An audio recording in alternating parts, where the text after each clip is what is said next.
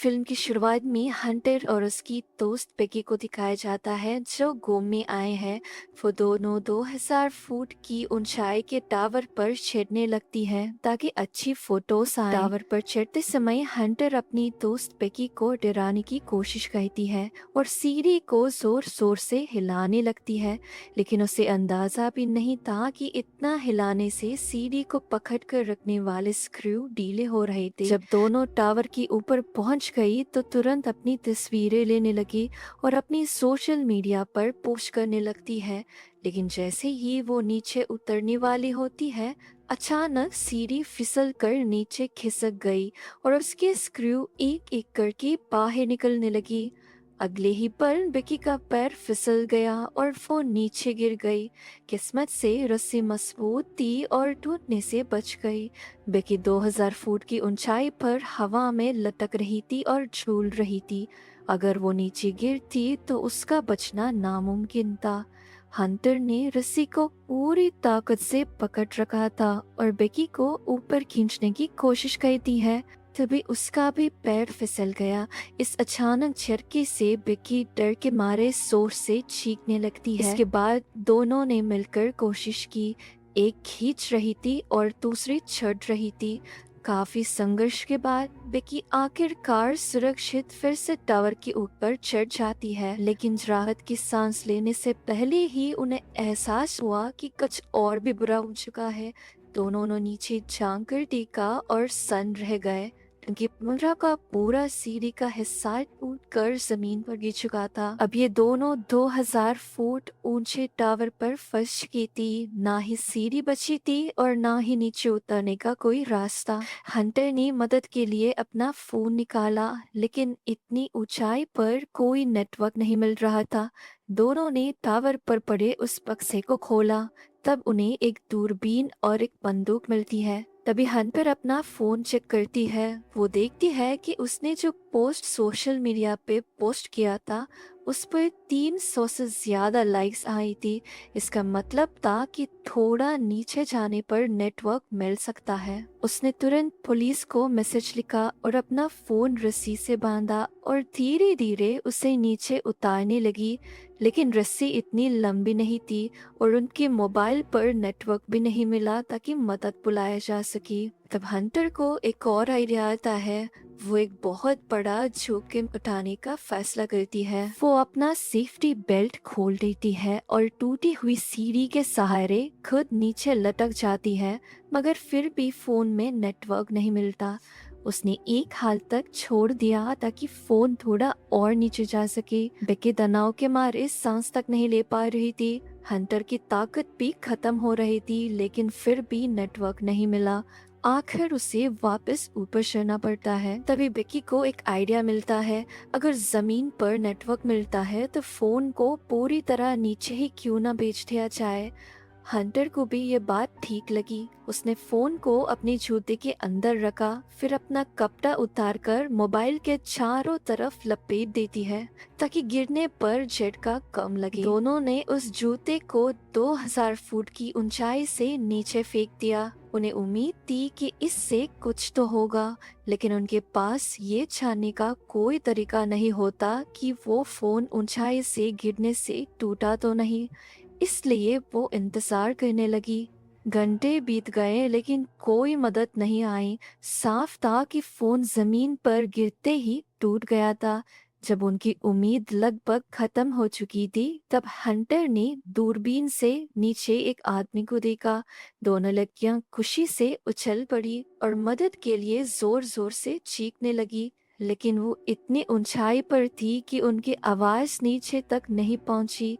और सबसे बुरी बात ये हुई कि वो आदमी वहां से निकलने लगा। बेकी ने तुरंत अपना जूता उतारा और नीचे फेंका ताकि उसे इशारा दे, मगर उस आदमी ने ध्यान ही नहीं दिया। उसने दूसरा जूता भी फेंका। इस बार वो लोहे की छड़ से टकराया और जोर की आवाज हुई। वो आदमी रुक गया और अपनी आसपास देखने लगा। उसने झूठा उठाया, लेकिन अच्छी बात ये थी कि उसने एक बार भी ऊपर नहीं देखा। जब उसे आसपास कोई नजर नहीं आया तो उसने जूते को फेंका और वहां से जाने लगता है। दोनों लड़कियां पूरी तरह टूट गई। बेकी उस बंदूक को चलाने जा रही थी, लेकिन हंटर ने उसे रोक दिया, ये कहकर कि दिन का समय था और तेज धूप में फायरिंग देखना मुश्किल होता। बेकी भी रात का इंतजार करने के लिए मान जाती है। आखिरकार रात हो गई, तब हंटर की नजर पास में आ रही गाड़ी पर पड़ती है। उसे लगा कि शायद इनसे उन्हें मदद मिल सकती है। दोनों ने आसमान की तरफ बंदूक चलाई ताकि वो उन्हें देखे। फायरिंग के साथ तेज रोशनी आई। दूरबीन से दोनों ने देखा कि उस आदमी ने फायरिंग देख ली थी और वो आदमी टावर की तरफ ही देख रहा था। हंटर और बेकी खुशी से भर गए। उन्हें लगा कि आखिरकार मदद आ रही है, लेकिन अगले ही पल जो हुआ उसने उनके होश उड़ा दिए। उन्होंने देखा कि वो आदमी एक लोहे की छड़ लेकर उनकी गाड़ी के पास गया और बिना झिझक शीशा तोड़ दिया। फिर वो गाड़ी का दरवाजा खोलकर अंदर बैठ गया। कुछ ही देर में वहां से चला गया, उनकी गाड़ी चुरा कर।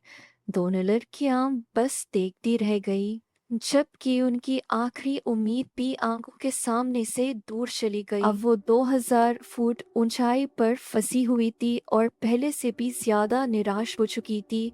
वो अब अगली सुबह तक मदद का इंतजार करती है, लेकिन कोई नहीं आता। एक दिन से ज्यादा समय बीत चुका था और उन्होंने पानी की एक बूंद तक नहीं पी थी। अब उन्हें खुद को बचाना था, इसलिए हंटर ने एक और बड़ा जोखिम उठाने का फैसला किया। उसने रस्सी बांध ली और नीचे लोहे की थाली पर लड़के अपने बैग को ऊपर लाने की कोशिश करती है, क्योंकि उसमें पीने के लिए पानी था। बेकी घबराई हुई थी और मना करती है, लेकिन हंटर नहीं मानी। उसने रस्सी का एक सिरा खंबे से बांधा और धीरे धीरे नीचे उतरने लगी। अचानक उसका हाथ फिसल गया और वो हवा में झूलने लगी, लेकिन उसने फिर से नियंत्रण पा लिया और नीचे बढ़ती गई। लेकिन जब वो रस्सी के आखिरी सिरे तक पहुंची तो देखती है कि उसका बैग उससे अभी भी थोड़ा और दूर है और रस्सी छोटी पड़ गई है। उसने एक हाथ से पहुंचने की कोशिश की, लेकिन कोई फायदा नहीं हुआ। तब उसने एक और फैसला किया। उसने अपनी सेफ्टी बेल्ट की रस्सी खोल दी।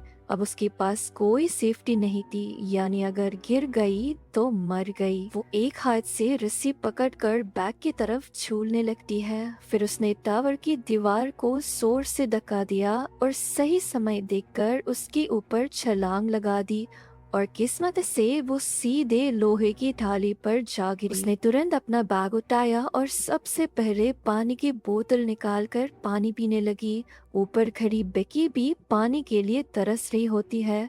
उसे बैग तो मिल गया था, लेकिन अब सवाल ये था कि हंटर वापस ऊपर कैसे जाएगी। उसने उस बैग से सेल्फी स्टिक निकाला और उसकी मदद से रस्सी के फंदे को पकड़ने की कोशिश की। कई बार कोशिश करने के बाद आखिर वो रस्सी से फंस जाता है। जैसे ही बैग को फंदे में अटकाया तो फिर हवा में छलांग लगा देती है और रस्सी को पकड़ लेती है। बेकी ने तुरंत रस्सी खींचना शुरू कर दिया। हंटर भी पूरी तेजी से छटने लगी। कुछ ही देर में वो टावर के बहुत करीब पहुंच गई। अब उसे बस आखिरी हिस्सा पकड़ना था, लेकिन तभी उसकी पकड़ छूट गई और वो नीचे गिरने लगी। सब कुछ इतनी तेजी से हुआ कि बेकी सन रह गई, लेकिन गिरते गिरते हंटर ने आखिरी पल में रस्सी पकड़ ली। उसके हाथ फट गए और खून बहने लगा। अब बेकी को उसे ऊपर खींचना था। अपनी पूरी ताकत लगाकर उसने हंटर को वापस ऊपर खींच लिया। बैग भी साथ में ही आ गया था। उसके अंदर पानी और ड्रोन होता है। बेकी ने पहले पानी की बोतल से पानी पी लिया और अपनी प्यास बुझाई। फिर ये दोनों उस ड्रोन को बैग से निकालते हैं। बेकी ने एक कागज पर मदद के लिए हेल्प मी लिखा और उसे ड्रोन में बांध दिया और ड्रोन को उड़ाने लगती है ताकि उसे रोड की दूसरी तरफ वाले शॉप पर बेच दे और वहां से उन्हें मदद मिल सकी। लेकिन रास्ते में ही उसकी बैटरी समाप्त हो गई। अगर वो गिर जाता तो उनकी आखिरी उम्मीद भी खत्म हो जाती। इसलिए बेकी ने उसे वापस बुला लिया और पकड़ लिया, लेकिन बिना बैटरी के संदेश भेजना नामुमकिन था। तब उन्हें टावर की चोटी पर लगी रोशनी दिखाई देती है। उन्हें लगता है कि शायद उससे चार्ज करवा सकते हैं। बेक्की उसके ऊपर चढ़ने लगती है। उसने उस रोशनी का ढक्कन खोला और ड्रोन को चार्ज पर लगा दिया। हैरानी की बात ये थी कि उनका ये आइडिया काम कर गया। 2 घंटे तक वो वही रही जब तक ड्रोन पूरी तरह चार्ज होने लगा। फिर उसने तुरंत उसे फिर से उड़ाना शुरू कर दिया। इस बार वो सफलता से आगे बढ़ने लगा, लेकिन सड़क पार करते समय एक तेज रफ्तार गाड़ी ने उसे टक्कर मार दी। उड़ने वाले ड्रोन के टुकड़े टुकड़े हो गए। बेकी सन्न रह गई। उसने देखा कि गाड़ी चलाने वाला आदमी नीचे उतार कर देख रहा था। अगर उसे संदेश मिल जाता तो शायद वो बच जाते, मगर उसने कुछ नहीं देखा और वापस चला गया। बेकी टूट कर रो पड़ी। तभी उसने हंटर की तरफ देखा। हंटर ने धीरे से अपना चेहरा उसकी तरफ घुमाया। उसका चेहरा सड़ चुका था और खून से भरा हुआ था। उस पल बेकी को सच्चाई समझ में आती है। असल में हंटर उस समय ही मर चुकी थी जब वो बैग लेते समय लोहे की थाली पर गिरी थी, यानी कि उसने कभी रस्सी को वापस पकड़ा ही नहीं था। बेकी ने सिर्फ बैग को ऊपर खींचा था, हंटर को नहीं। बेकी उस समय से हैलुसिनेट कर रही थी और हंटर को देख रही थी। ये बस उसकी कल्पना थी, क्योंकि वो हंटर की मौत की वजह से सदमे में चली गई थी।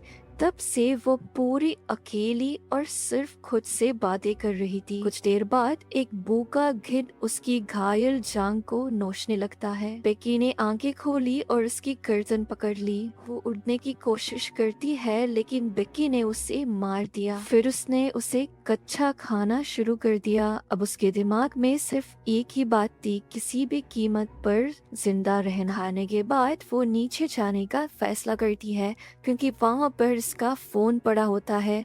उसने अपनी सेफ्टी बेल्ट खोल दी।